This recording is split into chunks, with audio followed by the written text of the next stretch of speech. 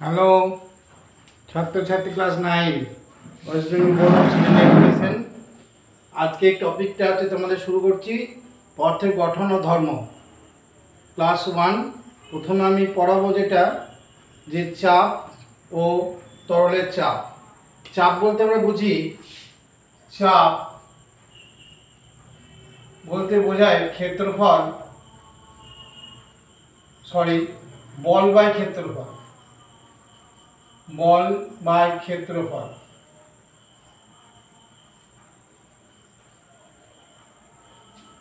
তোমরা জানো বলের একক নিউটন, আর ক্ষেত্রফল যদি মিটার স্কোয়ার হয় তাহলে একক হবে নিউটন মিটার স্কোয়ার। তাহলে চাপ বাড়ছে মানে চাপ গণিত ক্ষেত্রফলকে বলে ঘাত, চাপ গণিত ক্ষেত্রফলকে বলা হয় ঘাত, ইংরেজি বলে থ্রাস্ট, THRST থ্রাস্ট। তাহলে ক্ষেত্রফল যদি কম হয়, ক্ষেত্রফল কম হলে চাপ বাড়বে। সেই জন্য তোমরা দেখবে একটা নাইফ যত ছোঁচলো হবে তত চাপ বেশি নাইফটার। কারণ যদি ব্ল্যান্ড হয় তাহলে ক্ষেত্রফলটা বেশি, তাহলে চাপ কম। তোমরা জানো যে আমরা যদি এক পায়ে দাঁড়িয়ে থাকি তাহলে এক পায়ের ক্ষেত্রফল তুলনামূলকভাবে কম, তাহলে আমাদের নির্দিষ্ট ওজনের জন্য ভূমির উপর চাপটা বেশি হবে। এটা কিন্তু মাথায় রাখবে, চাপ সমান বল বাই ক্ষেত্রফল, চাপ ইন্টু ক্ষেত্রফলকে ঘাত বলা হয়। ক্ষেত্রফল কম হলে চাপ বাড়বে যখন বল ধ্রুবক, বলটা ধ্রুবক। সেই জন্য পেরেকের গোড়ার দিকটা সরু করা হয় যাতে করে নির্দিষ্ট বলের জন্য ক্ষেত্রফল কম থাকার জন্য চাপটা বেশি হয়ে সরাসরি কাঠের মধ্যে বা দেওয়ালের মধ্যে ঢুকতে পারে। এখন আমরা যেটা দেখব যে তরলের চাপ যখন তৈরি করবে, তো তরলটা ধরো একটি পাত্রে, কোনো পাত্রের তলদেশের ক্ষেত্রফল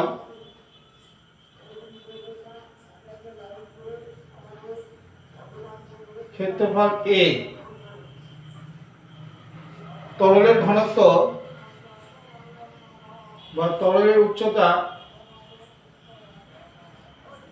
H, ঘনত্ব D। তাহলে তরলের ওজন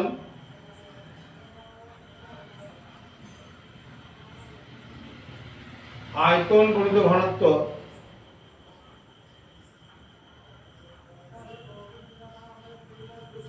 into G, that is equal to VA into H হচ্ছে আয়তন, D হচ্ছে ঘনত্ব, G হচ্ছে অভিকর্ষ ত্বরণ। অর্থাৎ তরলের ওজনটা হচ্ছে AHDG। তাহলে চাপটা কি হবে? ফর্মুলা যে চাপ হবে ওজন বাই ক্ষেত্রফল। তাহলে ফর্মুলা কি হবে? AHDG বাই A, সুতরাং HDG, অর্থাৎ তরলের চাপ হলো HDG। তাহলে আমরা দেখলাম তরলের চাপ উচ্চতার উপর নির্ভর করে, তরলের উচ্চতার উপর। অর্থাৎ এটা যদি তরলের উচ্চতা H হয়, এটা যদি এরিয়া A হয়, ডেনসিটি যদি D হয়, তাহলে তরলের চাপটা উচ্চতার উপর নির্ভর করছে। এখন তরলের এই চাপ সব জায়গায় সমান বলে তরলের তল একই সমতলে থাকতে চায়। তোমরা জানো যে আমরা যদি বিভিন্ন ধরনের পাত্র ব্যবহার করি তাহলে তরল তার নিজস্ব সমুচ্চশীলতার ধর্মের জন্য সব পাত্রেই কিন্তু একই লেভেলে থাকবে, অর্থাৎ সব পাত্রেই কিন্তু তরলটা একই লেভেলে থাকবে। তার মানে তরলের সমুচ্চশীলতা ধর্ম আছে। তরলের সমোচ্চশীলতা ধর্ম। সমোচ্চশীলতা ধর্ম জিনিসটা কি? তুমি বিভিন্ন আকৃতির কতগুলো পাত্র নিলে, ধরো একটা নলের মধ্যে তুমি এইরকম আকৃতির পাত্র নিলে, কোনোটা সরু পাত্র নিলে, কোনোটা গোল। একটা নলে যদি জল ঢোকানো হয় দেখবে সব লেভেলটা একই জায়গায় থাকছে, অর্থাৎ তরলের লেভেল সমান, একই। সেই জন্য আমরা পুকুরের জলকে কখনো নিচের অবস্থায় দেখবো না। পুকুরের জলকে তোমরা দেখবে না যে পুকুরের জলটা কোনো জায়গায় উঁচু, কোনো জায়গায় নিচু, এরকম দেখবো না। কারণ যদি তা হয় তাহলে এখানে তরলের উচ্চতা যদি H1 হয় আর এখানে তরলের উচ্চতা, পুকুরের জলের উচ্চতা H2 হয়, যেহেতু H1 H2 থেকে বড়, অর্থাৎ এই বিন্দুতে আর বি বিন্দুতে চাপ সমান নয়, তাহলে PA গ্রেটার দেন PB, তাহলে তরলটা A থেকে বির দিকে চলে যাবে। তাহলে পুকুরের জল একই লেভেলে থাকে, একই লেভেল মেনটেন করে, লেভেলে থাকে। এটা কিন্তু তোমরা মাথায় রাখবে। তরলের সমোচ্চশীলতা ধর্মের নিয়ম অনুযায়ী পুকুরের জলটা কখনোই একই হবে, সবসময় সমান লেভেল হবে। মানে এই পয়েন্টে যদি তরলের উচ্চতা H1 হয়, এই পয়েন্টে ঢেউ না হয়, অরিজিনালি বলছি, তাহলে H2, তাহলে তরলটা কি করবে? উচ্চ চাপ থেকে নিম্ন চাপের দিকে, যে কোনো প্রবাহী বা তরল উচ্চ চাপ থেকে নিম্ন চাপের দিকে চলে যাবে। ওকে, সুতরাং এটা নিয়ে কোনো কনফিউশন হয়। তাহলে আমরা কি শিখলাম? চাপ বলতে আমরা কি বুঝি সেটা বোঝালাম, যে ওজনকে যদি বা বলকে যদি তুমি ক্ষেত্রফল দিয়ে ভাগ করো, তাহলে ক্ষেত্রফলের পরিমাণ যত বাড়াবে তত নির্দিষ্ট বলের জন্য চাপ কিন্তু কমে যাবে। সেই জন্য ভীষ্মের সরসজ্জায় দেখা যাচ্ছে ক্ষেত্রফল বাড়ার জন্য ভীষ্মের কিন্তু কোনো জায়গায় কোনো স্তরের তীর বা ফলা তাকে বিদ্ধ করেনি। এবং তরলের চাপ দেখলাম HDG, এটা প্রয়োজন হবে। এবং তরলের সমোচ্চশীলতা ধর্ম চাপের ভিত্তিতে আমরা ব্যাখ্যা করলাম। এরপরে আমরা আসবো যে বায়ুমণ্ডলের চাপকে আমরা ব্যারোমিটার দিয়ে সাধারণত তরলের চাপ বায়ুমণ্ডলের চাপ মাপি। এই ব্যারোমিটারে আমরা পারদ ব্যবহার করি, কারণ পারদের কয়েকটা বিশেষ ধর্ম রয়েছে। যে পারদ উচ্চ তাপমাত্রায় ফোটে, পারদ পাত্রের গায়ে লেগে থাকে না, সমানভাবে প্রসারিত হয়। এই বিভিন্ন ধর্মকে কাজে লাগিয়ে আমরা ব্যারোমিটারের পারদ ব্যবহার করি। যদি কখনো দেখো যে ব্যারোমিটারের উচ্চতা গ্র্যাজুয়ালি নিচের দিকে আস্তে আস্তে নেমে যাচ্ছে, তাহলে জানবে বৃষ্টি হওয়ার সম্ভাবনা আছে, যদি বাতাসে সাফিসিয়েন্ট জলীয় বাষ্প থাকে। হঠাৎ করে যদি পারদের লেভেল নেমে যায়, ব্যারোমিটারের হাইট নেমে যায়, তাহলে ঝড়ঝঞ্ঝা হওয়ার সম্ভাবনা বেশি। আর যদি উচ্চতা বৃদ্ধি পায়, পারদের উচ্চতা বৃদ্ধি পায়, তাহলে ফ্রেশ ওয়েদার আশা করতে পারো। নেক্সট আমরা যেটা আসছি, সাইফনের কার্যনীতি। আমরা আসবো সাইফনের কার্যনীতি, অর্থাৎ সাইফনটা কিভাবে কাজ করে সেটা নিয়ে আমরা তোমাদের সঙ্গে একটু আলোচনা করতে চাইছি। সাইফনের কার্যনীতি, এই সাইফনের কার্যনীতি বোঝাতে গেলে আমরা যেটা বলতে চাইছি যে সাইফনের ক্ষেত্রে আমরা দুটো নল ব্যবহার করব। ধরো একটা সাইফনের, এরপরে ফিজিক্সটা আসছে সাইফনের কার্যনীতি।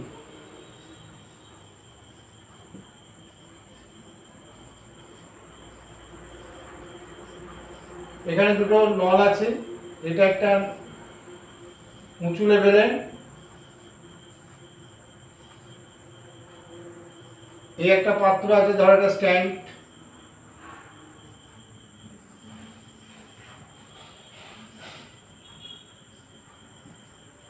আর একটা নিচু লেভেলের পাত্র আছে।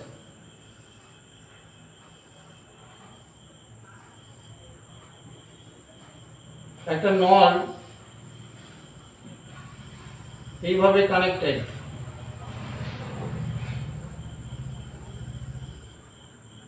এই নলটা যে তলটা উঁচু লেভেল থেকে নিচু লেভেলে স্থানান্তরিত করা হবে সেই তল দ্বারা পূর্ণ করবেন। এটা H1 হাইট, এটা H2 হাইট, এটা C বিন্দু, এটা D বিন্দু। এখন সাইফন হচ্ছে এমন একটা ব্যবস্থা যেটা কোনো তরলকে উঁচু লেভেল থেকে নিচু লেভেলে যেতে সাহায্য করে।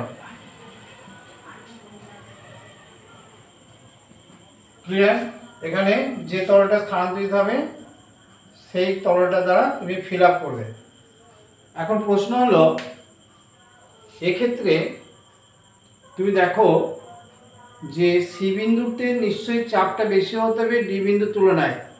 চাপ আমি আগেই বলেছি তরল উচ্চ চাপ থেকে নিম্ন চাপের দিকে যায়, তো সি বিন্দুতে যদি কোনো প্রমাণ করতে পারি চাপটা বেশি, তাহলে তরলের কণাগুলো সি থেকে ডিতে যাবে এবং ডি থেকে অভিকর্ষজ বলের নিম্নমুখী আকর্ষণের জন্য তরলটা নিচের দিকে আসবে। তাহলে দেখা যাক সি বিন্দুতে চাপ কত হয়। সি বিন্দুতে চাপ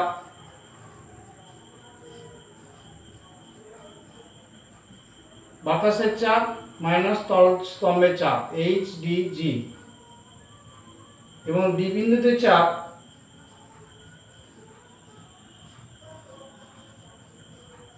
P minus H2DG।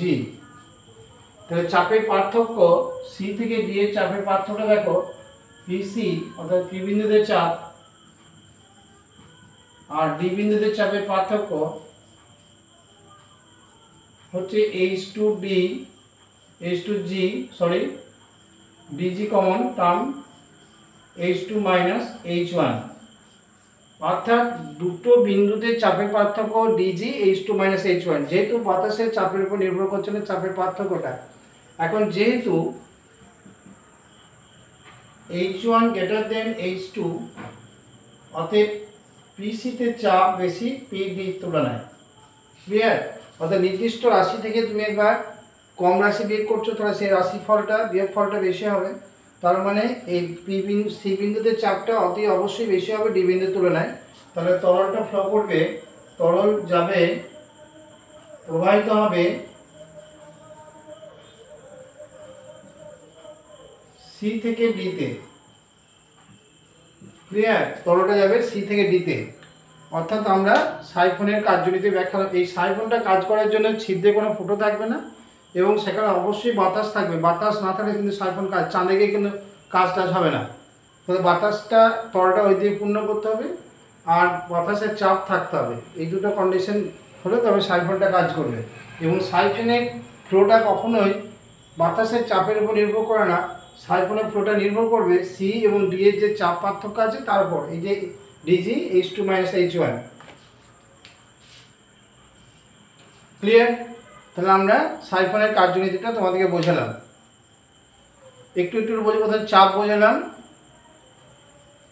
Ball by ক্ষেত্রফল। তরলের চাপ আমরা অঙ্ক করে দেখালাম যে তরলের পরিমাণ একক ক্ষেত্রফলের যেটা হচ্ছে সেটা HDG, সেটা তরলের চাপ। এবং তোমরা মাথায় রেখে দাও প্রবাহ পদার্থগুলো উচ্চ চাপ থেকে নিচু চাপে, এটা পদার্থের ধর্ম। এরকম অনেকগুলো ধর্ম তোমাদের পরপর আলোচনা হবে। তারপর আমরা চলে এলাম তরলের সমোচ্চশীলতার ধর্ম, কারণ যেখানে তরলটা উঁচু লেভেল সেখান থেকে চাপটা বেশি নিচু লেভেলে দিয়ে প্রবাহিত হবে। তারপর আমরা বললাম সাইফনের কার্যনীতি। এরপর আমরা যেটা শিখব সেটা হচ্ছে আর্কিমিডিস নীতি।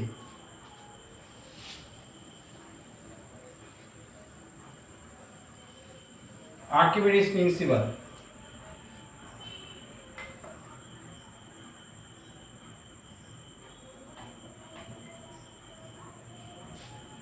আর্কিমিডিস প্রিন্সিপালটা একটু নজর করো তোমরা।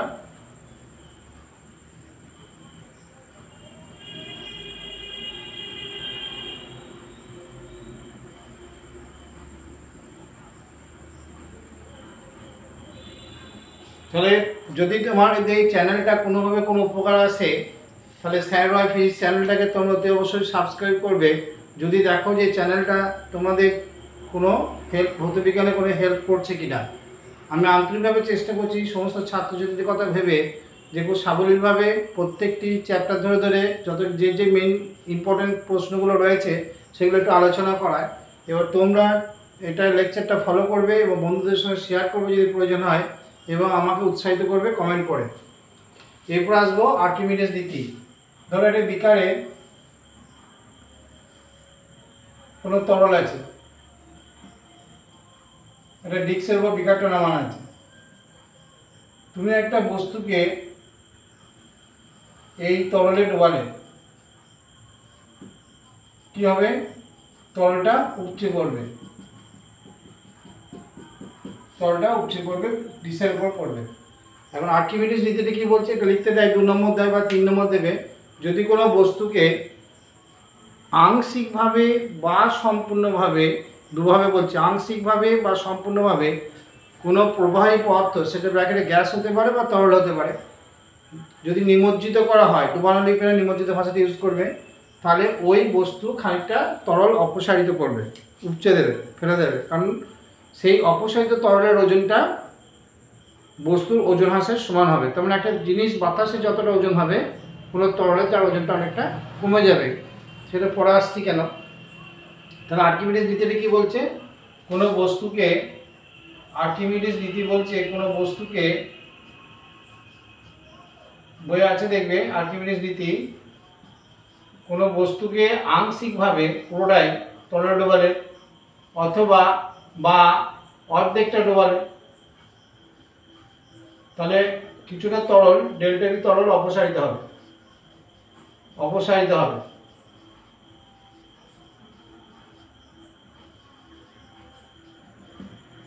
এই অপসারিত তরলের ওজনটা অবশ্যই, বা প্রবাহী পদার্থের ওজনটা অবশ্যই ওজন হ্রাসের সমান হবে। এটা কিন্তু বই থেকে আর্কিমিডিস নীতিটা পড়ে নেবে। আবার বলছি, কোনো বস্তুকে, কারণ প্রত্যেকটি লাইন বোর্ডের লেখা সম্ভব নয়, সেই জন্য তোমাদের বারবার বলছি যে কোনো বস্তুকে, হাতের দিকে তাকাও, কোনো বস্তুকে, ধরো কোনো বস্তুকে পুরোটাই ডোবাচ্ছ অথবা অর্ধেকটা ডোবাচ্ছ, কি কিছুটা অংশ ডোবাচ্ছ, নিমজ্জিত করলে কিছুটা তরল অপসারিত হবে। এই অপসারিত যে তরলটা বেরিয়ে গেল, সে তার ওজনটা বস্তুর ওজন হ্রাসের সমান হবে। তাহলে বস্তুর ওজন কমে যাবে, তরলের মধ্যে ওজনটা কমে যাবে, যতটা ওজন কমবে সেটা যে তরলটা তুমি কালেক্ট করেছো ডিশের মধ্যে তার ওজনের সমান হবে। আরেকবার বলি, কোনো বস্তুকে আংশিকভাবে বা পুরোটা বা আংশিকভাবে যদি কোনো প্রবাহী পদার্থে নিমজ্জিত করা হয়, তাহলে বস্তুর ওজন খানিকটা কমে যাবে। এই ওজন হ্রাসটা কার সঙ্গে সমান হবে, অপসারিত প্রবাহী পদার্থের ওজনের সমান হবে। ক্লিয়ার? কেন হবে না, বস্তুকে ডোবানোর সাথে সাথে তোমার মাথায় রেখে দাও, একটা প্লবতা বল কাজ করতে শুরু করবে।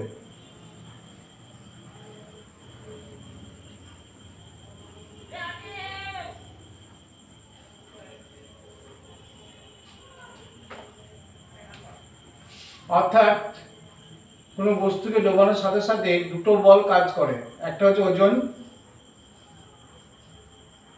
mg, নিচে দিকে ওজন, তরলের মধ্যে বস্তুকে ডোবালে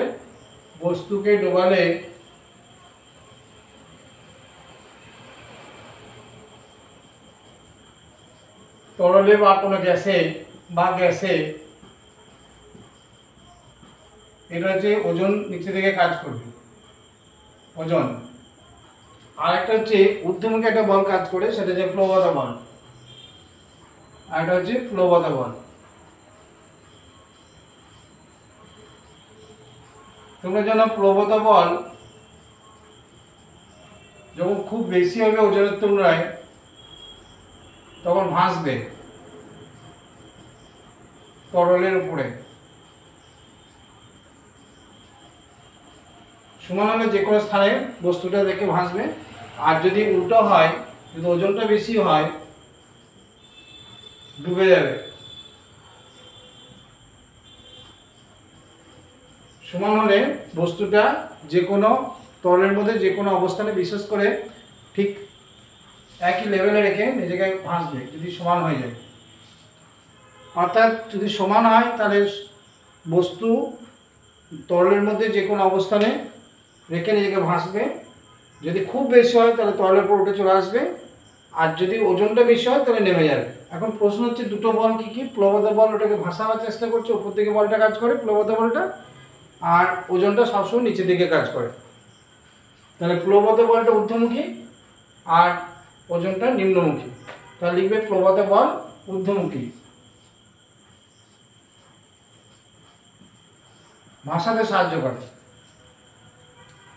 যদি ওজন বেশি হয় তাহলে ওটা ডুবে যাবে। এখন প্রশ্ন হচ্ছে, তাহলে আর্কিমিডিস নীতি এবং কিছুটা প্লবতা বলের ধারণা আমরা দিতে পারলাম, প্লবতা বলটা কি করে বস্তুটাকে ভাসাতে সাহায্য করে। ক্লিয়ার হলো? এরপর আসবে প্লবতা বল সংক্রান্ত কোন প্লবতা বলটা তাহলে কি কি বিষয়ের উপর নির্ভর করে, আমরা একটা লিখি, প্লবতা বলটা কিসের উপর নির্ভর করছে। দেখো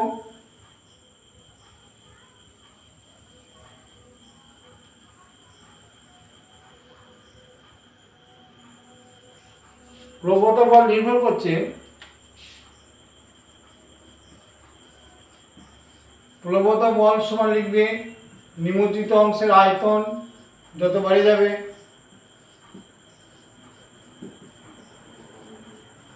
বস্তুর নিমজ্জিত অংশের আয়তন লিখবে। আয়তন, ঘনত্ব এবং অভিকর্ষজ ত্বরণ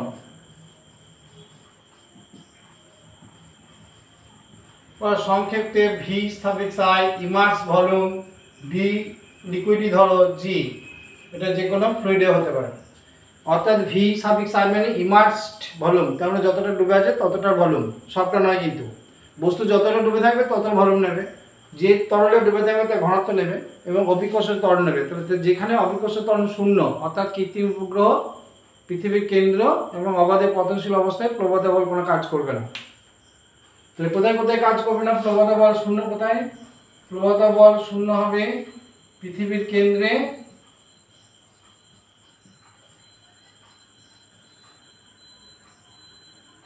অবাধে পতনশীল অবস্থায়,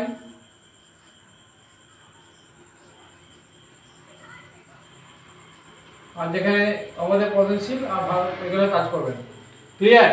তাহলে ভি আই ডি এল জি, তাহলে ঘনত্ব যত বাড়বে, তরলের ঘনত্ব যত বাড়বে প্রবণতা বল তত বাড়বে। যেমন তুমি একটা এক্সপেরিমেন্ট করতে পারো, ডিম নিয়ে একটা পরীক্ষা করো,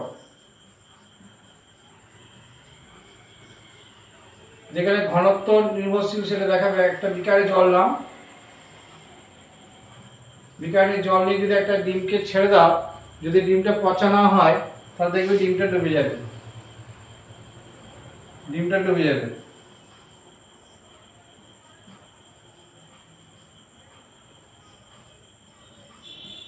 সাধারণ জলে। কিন্তু যদি লবণ দিয়ে দাও, কিছুটা লবণ দিয়ে যদি একটা সলিউশন বানাও, লবণ জলে ভাসবে, লবণ জলে ডিমটা ভাসবে, লবণ জলে ভাসবে।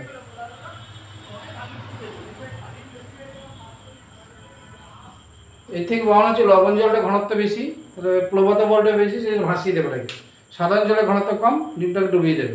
তাহলে সাধারণ জলের ঘনত্বটা কম বলে প্রবণতা বলটা তুলনামূলকভাবে কম, ওজনের তুলনায়, সেই জন্য ডুবে যাবে। কিন্তু যখন একটু লবণ দিয়ে সলিউশন করবে, লবণ জলের ঘনত্বটা বেড়ে যাবে, তাহলে ওটা প্রবণতা বলে বেড়ে যাবে, পলাটা ভেসে যাবে। ক্লিয়ার? এটা করতে পারলাম। তাহলে প্রবণতা বল তিনটে রাশির উপর নির্ভর করবে। একটা হচ্ছে নিমজ্জিত অংশের আয়তন, ঘনত্ব এবং জি অভিকর্ষজ ত্বরণ। এরপর আমরা যেটা করতে চাইব, যে কিছু কিছু জটিল অঙ্কে, যেটা আমরা আসছি, দুটো অঙ্ক আমরা করব এবং সেটা ধীরে ধীরে তোমরা দেখবে যে দুটো অঙ্ক কীভাবে আমরা সলভ করছি।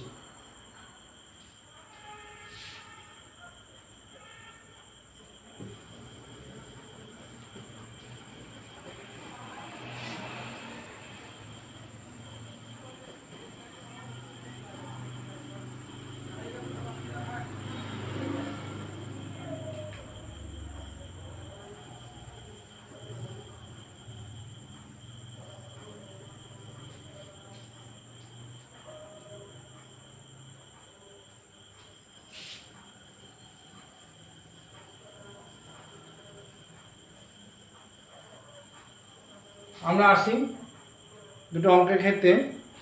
আমরা এই চ্যাপ্টারটা আরেকবার পড়াবো পরের দিনকে, অন্য জিনিসগুলো যেগুলো দেখবো। কি অঙ্কটা পুরোটা শোনো মন দিয়ে। এরকম যদি হয় যে কোনো বস্তুর ভর 6 কেজি, তাহলে বস্তুর ভর দেখছি, বস্তুর ভর ধরো 6 কেজি, তার মানে এটা হচ্ছে বস্তুর ভলিউম আর বস্তুর ঘনত্ব সমান 6 কেজি। ক্লিয়ার? এই বস্তুটা কোনো তরলে শোনো মন দিয়ে, তার 2/3 অংশ আয়তন নিমজ্জিত রেখে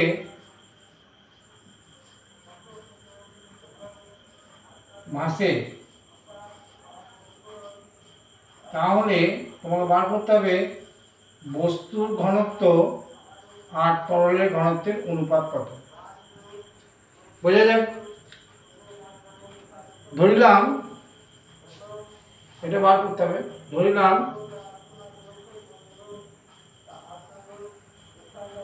তরলের ঘনত্ব রো সাফিক্স এল,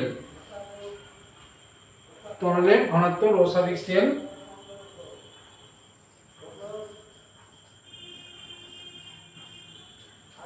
ঠিক আছে।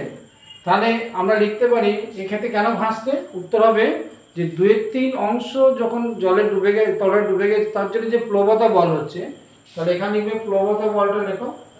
প্লবতা বলটা তাহলে কার সমান সমান হবে, ওজন ওজন। এবং প্লবতা বলটা তোমরা শিখেছো, নিমজ্জিত অংশের আয়তন 2/3 ভি তরলের ঘনত্ব ইন্টু জি, আর এখানে ওজন হচ্ছে 6 ইন্টু জি। 6 না লিখে তুমি ওজনটা কি লিখবে জানো তো, এখানে 6 লিখো না, ওজনটাকে আরেকটা লিখে দেখো যে 6 কেজি মানে যা বস্তুর আয়তন ইন্টু বস্তুর ঘনত্ব, তাহলে তুমি এটা লিখবে ভি ইন্টু বি। কেন লিখলাম, কারণ ঘনত্ব আনতে হবে, ঘনত্বের তুলনা করতে হবে। তাহলে ভিবি কেটে গেল, তাহলে জিজি কেটে গেল,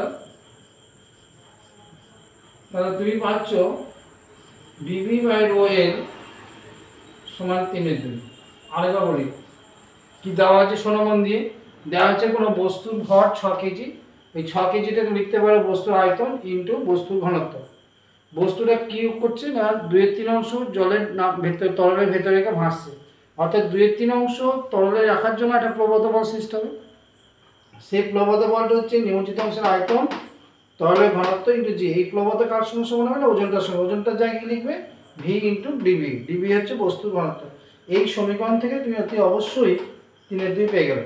অর্থাৎ আমরা কি বলতে গেলাম, যেখানে যে অঙ্কটা করলাম সেখানে একটা প্লবতা বল থেকে আমরা ঘনত্বের অনুপাতটা বার করলাম। ক্লিয়ার? নেক্সট যেটা আমরা করতে চাইছি,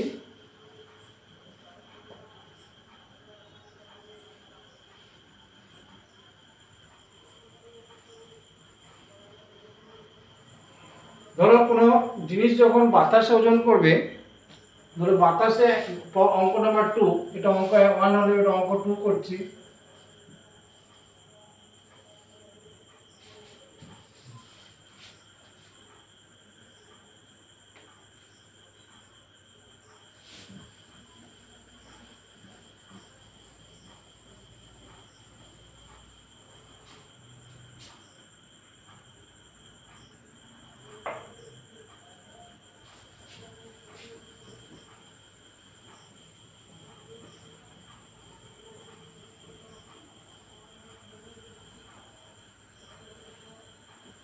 একটা অঙ্ক 2 নম্বর অঙ্কটা দেখো কি বলছে।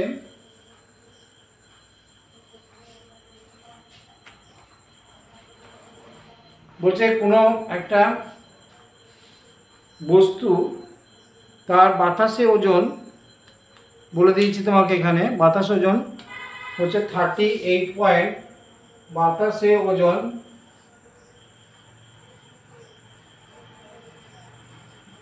38.250 গ্রাম, এর ঘনত্ব 19.3 গ্রাম পার সিসি। জলে ওজন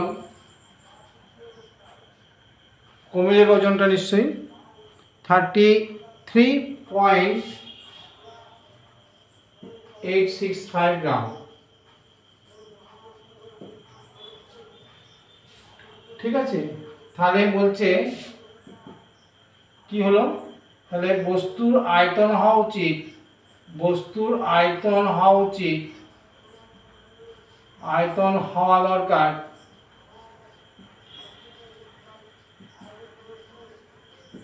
ভর বাই ঘনত্ব। ফর্মুলা আছে আয়তনের বার করার ফর্মুলা, তাহলে তোমরা লিখবে 38.250 বাই 19.3, এটা করলে আসবে 4.385 সিসি।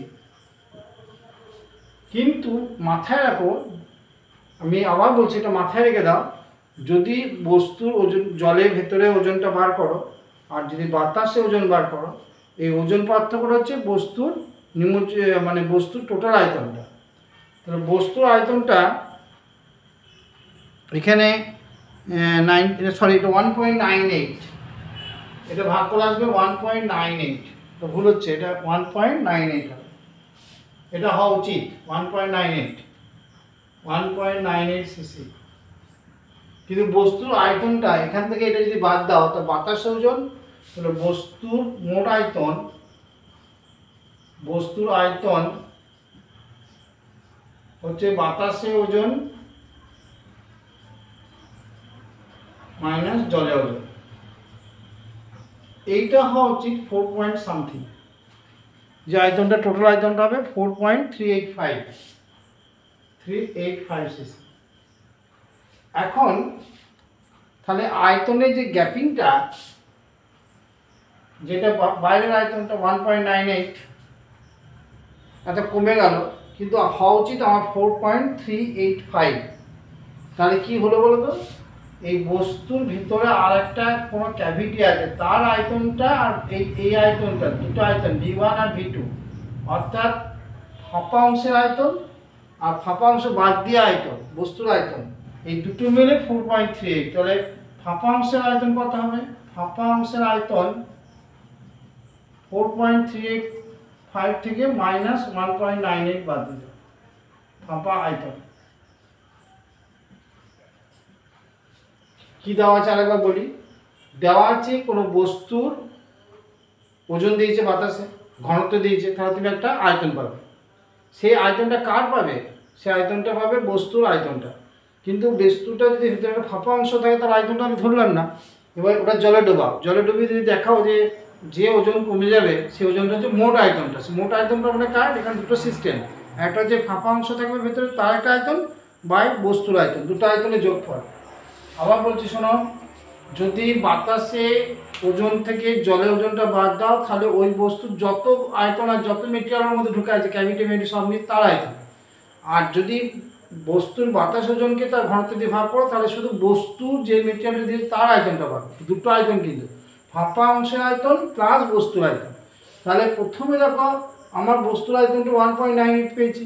এবার মোট আয়তন অর্থাৎ জলে আর বাতাসে ওজনে যে পার্থক্য সেটা মোট আয়তন। সেই মোট আয়তন কী কী হয়? ফাঁপা অংশের আয়তন প্লাস বস্তুর আয়তন। তাহলে ওই টোটাল আয়তন থেকে যদি বস্তুর আয়তনটা বাদ দাও তাহলে ফাঁপা অংশের আয়তনটা তুমি পেয়ে যাবে। Wait for next class. যদি তোমার ভালো লাগে চ্যানেলটাকে সাবস্ক্রাইব করে দিও।